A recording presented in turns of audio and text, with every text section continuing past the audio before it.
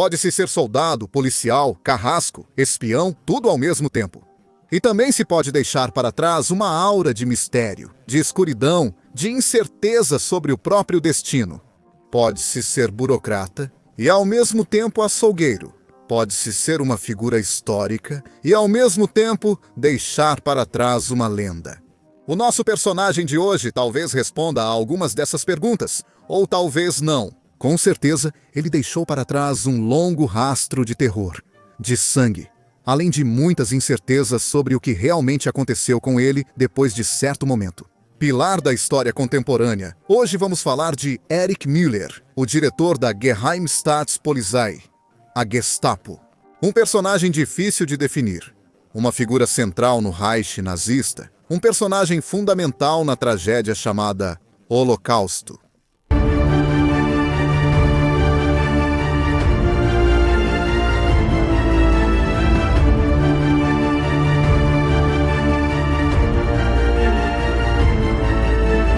De Fies Bione, do Bisbilhoteiro e outros personagens. Mas poderiam, quem sabe, tentar imitá-lo. Filho de família católica da Baviera, Erich Müller foi brevemente combatente na Grande Guerra em uma unidade de artilharia nos anos 20. Basicamente, ele é um policial. Não um policial como todos os outros, mas um policial envolvido na equipe política. Hoje em dia, a polícia política basicamente não existe mais, nem mesmo na Itália, mas até alguns anos atrás era um departamento. Uma seção das equipes de polícia ocupava-se principalmente de vigiar os partidos políticos e as formações extraparlamentares. E, se necessário, intervir com repressões e prisões direcionadas.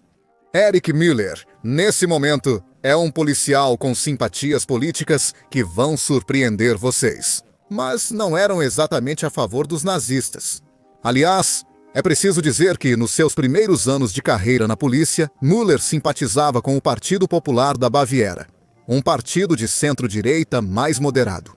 Em certo momento, ele chegou até mesmo a se filiar ao partido, desrespeitando os regulamentos da polícia que proibiam seus subordinados de se filiarem a partidos políticos. E justamente, como membro do Partido Popular da Baviera, pelo menos em uma ocasião, Erich Müller chegou a confrontar os nazistas. Aqueles nazistas que, após o fracasso do putsch da cervejaria, o putsch da Burger Bräukeller, haviam mudado de estratégia. Nada mais de tomada violenta da Baviera, mas sim o aproveitamento da máquina política burocrática da República de Weimar para obter cada vez mais apoio, cada vez mais cadeiras no Reichstag, ou seja, no parlamento, e cada vez mais influência no país e principalmente na vida política da Alemanha.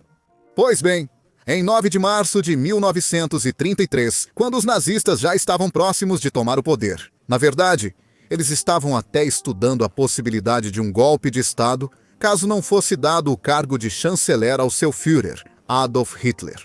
Pois bem, Erich Müller já estava tomando as devidas precauções, porque no estado onde Müller atuava, os nazistas estavam prontos para sair às ruas armados para derrubar o governo daquele estado.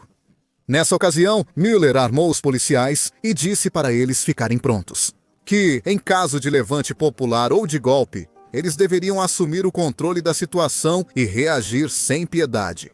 À luz de tudo isso, parece quase inacreditável que, menos de um ano depois, o próprio Erich Müller tenha abandonado o Partido Popular da Baviera e se filiado ao Partido Nazista das SS. Que ele tenha ficado sob a proteção de Reinhard Heydrich, a eminência negra do regime nazista nascente, e que, como tal, passou a ter cada vez mais responsabilidades a partir da primeira grande purga do regime em formação. Já falamos sobre isso, a noite das facas longas, aquelas 24 horas em que Hitler decidiu acertar as contas pendentes. Não só com Erwin Romm e sua sociedade anônima, mas também com todos os outros opositores. Com Georg Strasser, por exemplo, que tentou sobrepujá-lo no partido. Mas também com o general von Schleicher, que tentou se opor apoiando-se no moribundo presidente Hitler. Naquela noite das facas longas, Erich Müller teve um papel decisivo. Ele foi um dos comandantes das colunas que foram buscar as vítimas em suas camas, levando-as para a prisão para depois fuzilá-las. E talvez até mesmo a participação nessa grande purga tenha sido propedêutica para a carreira meteórica de Erich Müller. Uma carreira realmente incrível. Vamos relembrá-la rapidamente, por etapas. Em 1934, Müller entra nas SS e semanas depois participa da Noite das Facas Longas.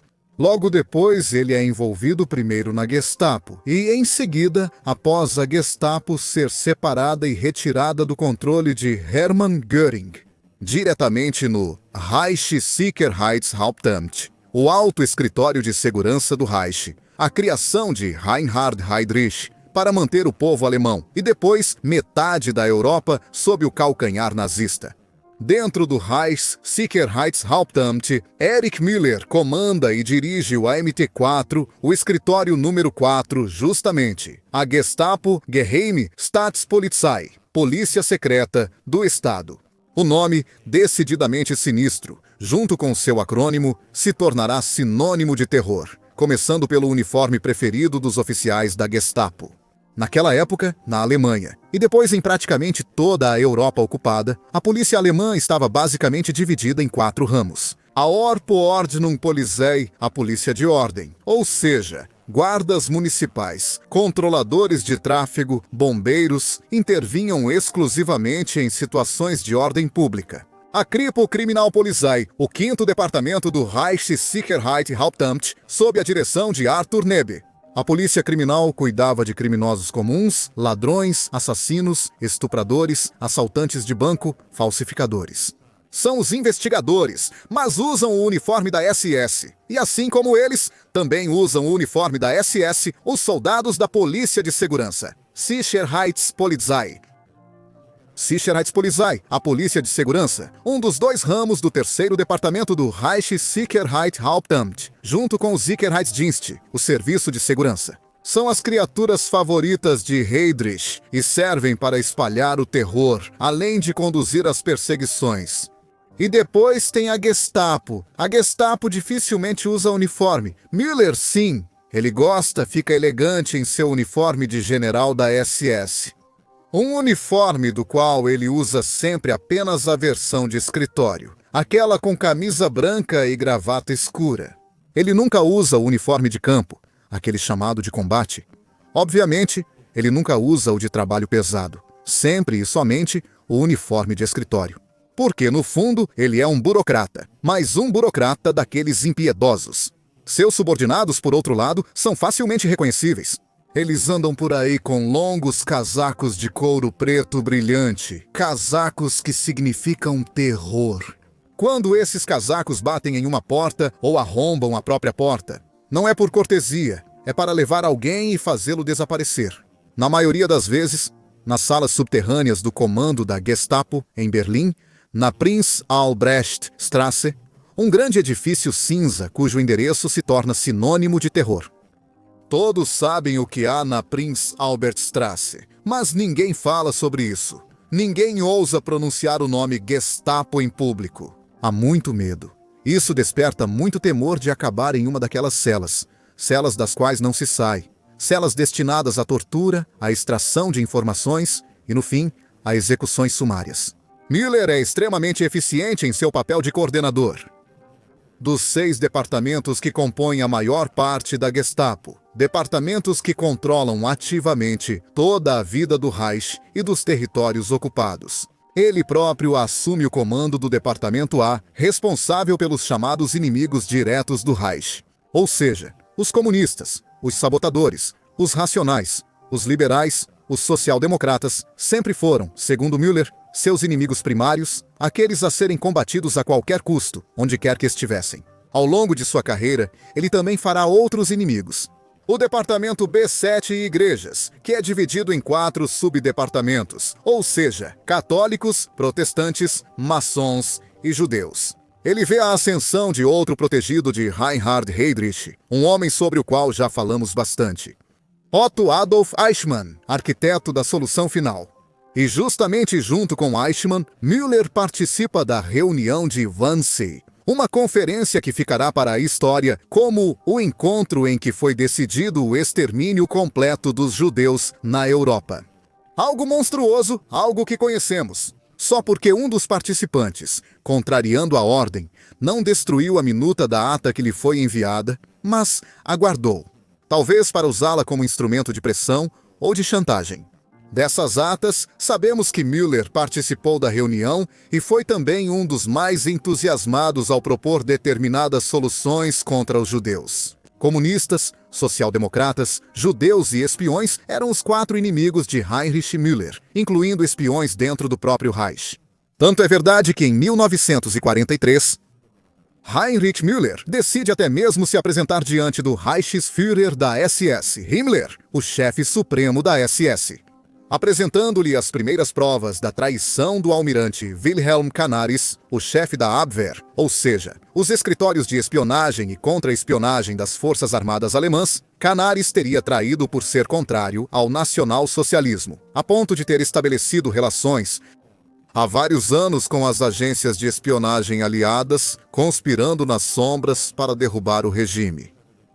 Incrivelmente, Himmler não dá ouvidos naquela ocasião às acusações que lhe são apresentadas por Müller, que reage mal e não confia mais em seu chefe. Heinrich não está mais aqui.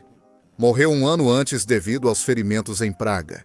E decide apoiar a causa de outro dos principais líderes do Reich, Martin Bormann, o chefe da chancelaria, que após a fuga de Hesse para a Escócia, ficou conhecido como a Eminência Marrom, pela cor do casaco que sempre usa. Sob Bormann, Müller ganha ainda mais poder. O poder de investigar qualquer cidadão alemão, inclusive soldados e oficiais de alta patente. Após a Operação Valkyria, da qual já falamos, o complô de 20 de julho de 44. A Müller são concedidos poderes especiais de prisão, investigação e interrogatório. Até mesmo contra seu velho inimigo, Wilhelm Canaris, que é destituído, preso e, no final, será executado. No campo de Flossenburg, dias antes da chegada dos aliados. Um tipo de acerto de contas. Müller passa os últimos meses da Segunda Guerra Mundial em sua inabalável fé em seu chefe. Hitler está convencido de que aquilo que na verdade são os devaneios de um louco que perdeu o contato com a realidade são ideias geniais. Müller está convencido que existam as Wunderwaffe, as armas milagrosas que em breve americanos e ingleses de um lado e soviéticos do outro começarão a lutar entre si em vez de lutar contra os alemães. Ele acredita que a frente aliada cairá e a Alemanha vencerá. Ele está tão convencido disso que aceita o convite para se refugiar no Führerbunker sob a chancelaria de Berlim.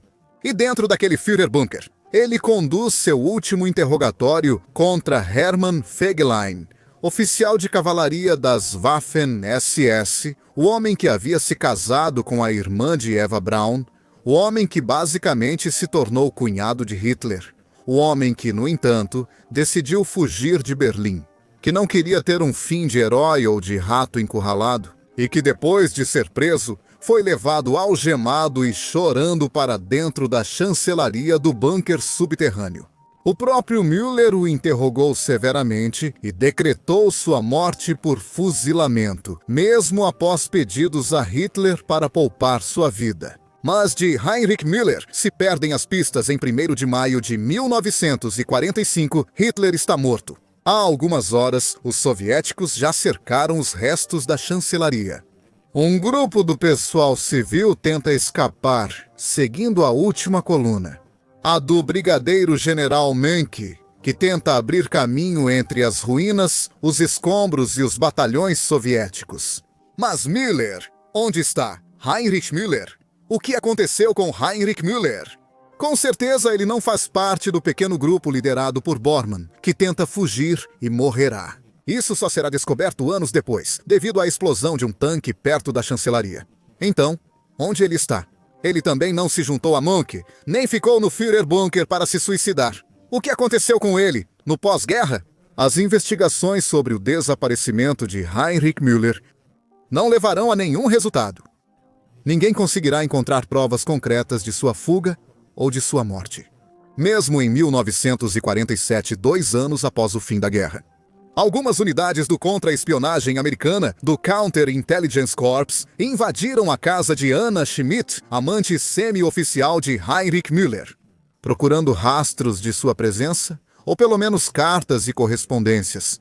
Alguma pista que possa fornecer um elemento útil para a investigação? Nada. Não é encontrado absolutamente nada. Ganha força a ideia de que Müller morreu durante a Batalha de Berlim. Mas seu corpo nunca é encontrado, ao contrário do de Bormann, que nos anos 70 será encontrado e posteriormente identificado. De Müller não se sabe nada, e é aí que nasce sua lenda negra. Segundo alguns, Müller foi levado para o leste pelos soviéticos, colaborou com o NKVD, precursor da KGB, e morreu de doença em Moscou em 1948. Segundo outros, Müller teria sido convencido, já nas últimas semanas de guerra, pelos americanos a desertar e, assim, teria sido exfiltrado e levado para a América. Durante a Operação Paperclip, a mesma operação que permitiu a cientistas como Werner von Braun ou Werner Heisenberg passarem para o lado dos americanos. Segundo outros, Müller simplesmente fugiu, aproveitando as primeiras rotas de fuga organizadas pelos nazistas, as famosas Rattenlinien. As rotas dos duplos. Aquelas que seriam usadas pela rede clandestina Odessa para levar para o sul numerosos criminosos de guerra em fuga. Para depois embarcá-los para o Cairo, para Madrid, para Lisboa ou para Buenos Aires. Mas onde ele foi parar? Por que não é encontrado em lugar nenhum? Seu nome ficou anos no topo da lista dos criminosos de guerra nazistas mais procurados. Mas, enquanto outros criminosos são rastreados, alguns até são capturados. De Müller não há nenhum rastro nem mesmo na América do Sul. Nem sequer um pseudônimo é encontrado. Algo que possa realmente levar a uma nova identidade dele. Alguns anos atrás, um jornalista Johannes Tuchel, diretor de um jornal dedicado à resistência alemã, revelou que Müller teria morrido poucos dias após o fim da guerra, em maio de 1945, talvez por suicídio, e teria sido enterrado em uma enorme vala comum, cavada no cemitério judaico de Mitte. A notícia, obviamente, causou escândalo, um grande escândalo. Um criminoso de guerra, um criminoso contra a humanidade, um homem que perseguiu os judeus, enterrado junto com suas vítimas. Essa notícia, porém, não foi bem recebida. Não foi possível encontrar os restos de Erich Müller de forma que fosse possível, ao menos tentar um reconhecimento, mesmo com as tecnologias modernas. Assim, sua má reputação persiste até hoje. Ainda hoje não sabemos onde ele foi parar. Qual foi o seu destino? Se de fato ele fugiu para Moscou, como os soviéticos conseguiram reutilizá-lo para seus próprios fins? Se ele foi capturado pelos americanos, por que ninguém jamais admitiu tudo isso, apesar de as lógicas da Guerra Fria exigirem tanto sigilo sobre a Operação Paperclip? E se ele tivesse fugido para a Áustria, para a Itália, para a Espanha franquista, para a Lisboa de Salazar, para o Cairo ou talvez para a América do Sul? Como é que nenhum dos seus ex-camaradas jamais o encontrou, jamais o viu?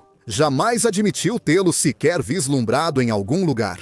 Se as lendas negras sobre o fim de tantos chefes, até mesmo do próprio Hitler, cuja suposta morte ou fuga foi especulada por muito tempo, circularam pelo mundo todo. Pois bem, aquelas sobre Müller, os boatos, as especulações, as fofocas permaneceram ali, ainda vivas até hoje. Não se sabe o que aconteceu com o espião, o policial, o assassino, o burocrata, o homem das ligações. Uniforme da SS, que confortavelmente está sentado à sua escrivaninha na Prinzalbergstrasse. Mandava matar dezenas, centenas, milhares e milhões de inocentes indefesos. O homem que passou a servir a um patrão após o outro. Os bávaros, a República de Weimar, Hitler, Göring, Heydrich, Himmler, Bornwald. Homem muito misterioso. E eu mesmo lhes pergunto novamente quanto tempo levará para que o mistério sobre o fim de Erich Müller seja finalmente revelado. Obrigado por terem ficado conosco até o final do vídeo. Esperamos que tenham gostado e que tenha lhes trazido informações adicionais.